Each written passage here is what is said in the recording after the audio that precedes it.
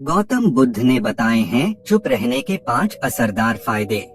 पहला फायदा है बातचीत कौशल।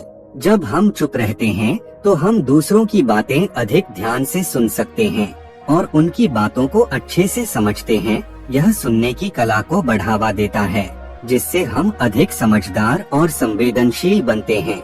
जब आप चुप रहते हो तो आप बहुत खास व्यक्ति लगते हो, क्योंकि जो व्यक्ति ज्यादा बोलता है उसकी बातों को कोई ज्यादा ध्यान से नहीं सुनता, और जब आप कुछ बोलते हो तो लोग आपकी बातों को अच्छे से सुनते हैं। इससे आपकी इज्जत बढ़ती है।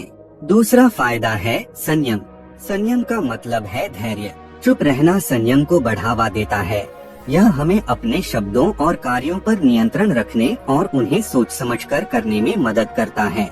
जैसे अगर कोई व्यक्ति किसी से झगड़ा कर रहा है और किसी को अपशब्द बोले जा रहा है, तो इससे ये पता चलता है कि उस व्यक्ति के पास संयम नहीं है, और ऐसा करना सबसे बड़ी मूर्खता होती है।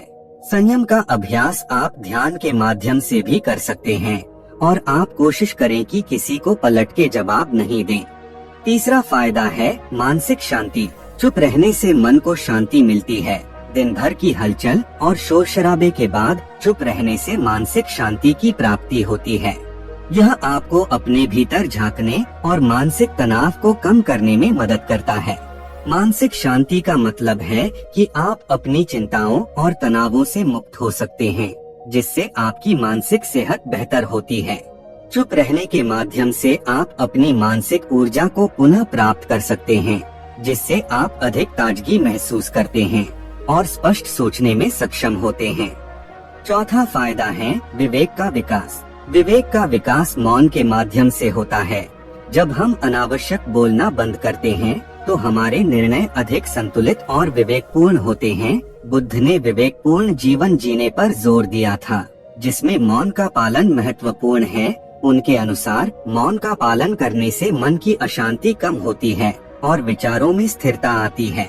विवेक का विकास होने से पढ़ाई में भी मन लगने लगता है, और इससे व्यक्ति को सही और गलत का भेद स्पष्ट रूप से समझ में आता है, जो विवेक का मूलभूत तत्व है।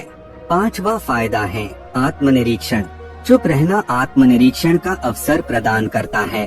आत्मनिरीक्षण का मतलब है अपने भीतर झांकना और अपने विचारों, भावनाओं और व्यवहार का विश्लेषण करना। यह हमें आत्म जागरूकता बढ़ाने में मदद करता है, जिससे हम अपने जीवन में सुधार ला सकते हैं।